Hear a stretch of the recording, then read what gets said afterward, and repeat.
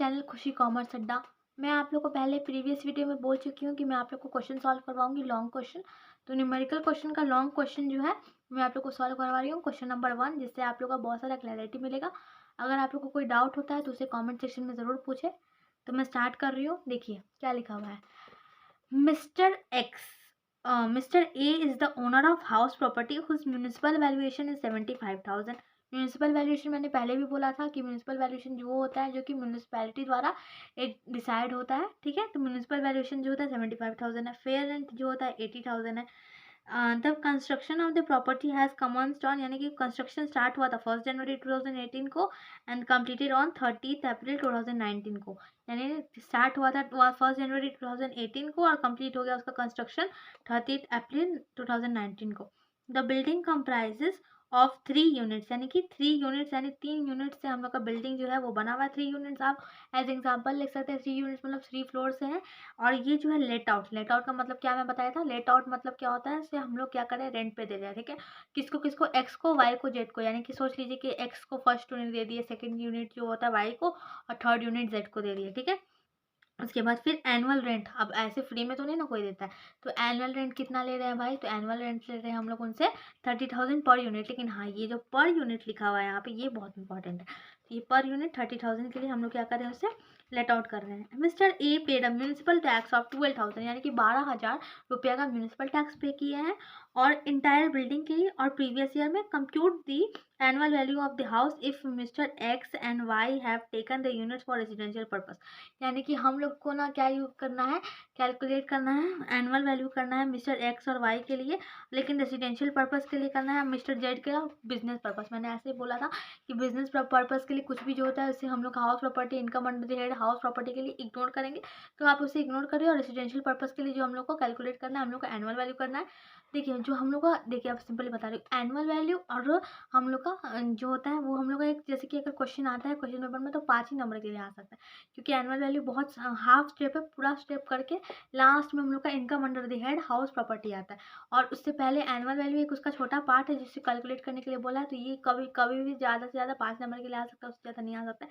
लेकिन इसका मैं आपको बता रही हूँ कैसे कैसे आप इसे बना सकते हैं सिंपली। तो आप लोग देखिएगा, ठीक है।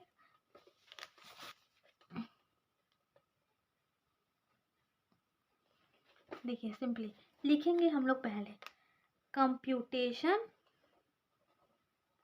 Of annual value for assessment year 2023-24 for income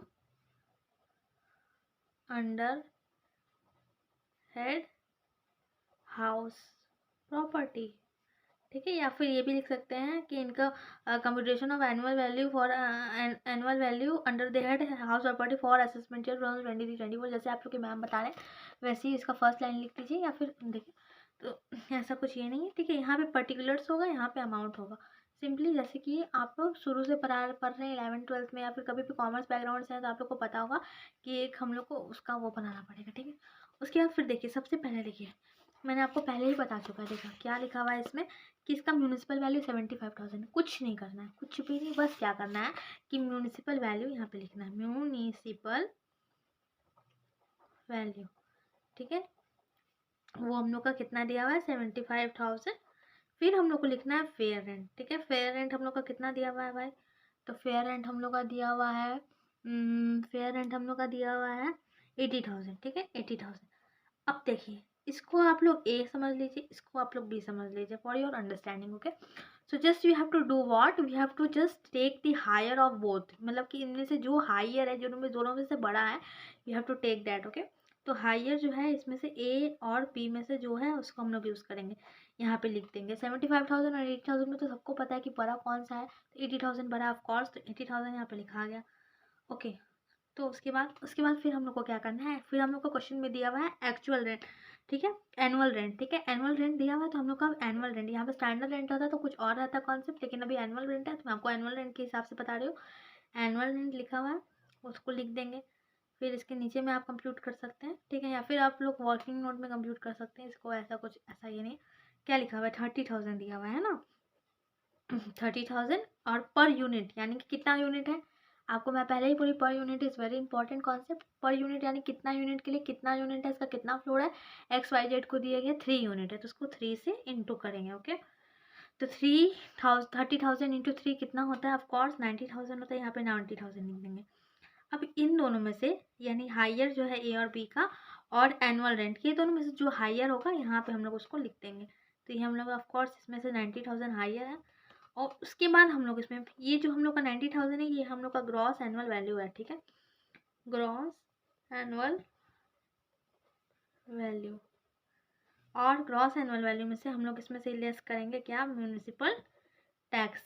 जो म्यूनिसिपल टैक्स अगर लेस कर देंगे तब हम लोग का ग्रॉस एनुअल वैल्यू ये है, और फिर हम लोग का एनुअल वैल्यू कंप्यूट करना है। तो जब हम म्यूनिसिपल टैक्स उसको डिडक्ट कर देंगे 12,000 तो ये हम लोग का जो आएगा वो हम लोग का होगा एनुअल वैल्यू, ठीक है। तो 90,000 माइनस 12,000 हम लोग का आता है 78,000, ठीक है, ये हम लोग का हो गया एनुअल वैल्यू। सिंपल, ख़त्म, क्वेश्चन ख़त्म, इसमें कुछ भी नहीं करना। आगे भी है लेकिन आगे अभी आपको क्या बताया गया, एनुअल वैल्यू जितना क्वेश्चन बोले उतना ही करने की ज़रूरत है, उसके आगे करिएगा तो नंबर नहीं मिलेगा, सिंपल। तो ये हम लोग का हो गया हम लोग का first question, question number 1 solve, long question का क्वेश्चन नंबर 1, ठीक है। यहाँ पे लिख देती हूँ long numerical question, question number 1 solve.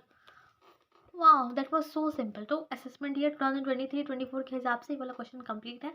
देखिए जस्ट ऐसे समरी में आपको फिर से बता रही हूँ कि कुछ नहीं करना है, म्यूनसिपल वैल्यू दिया हुआ है और हम लोग का फेयर रेंट दिया हुआ है, उनमें से जो हाई है उनमें से जो बड़ा है वो लिख देंगे।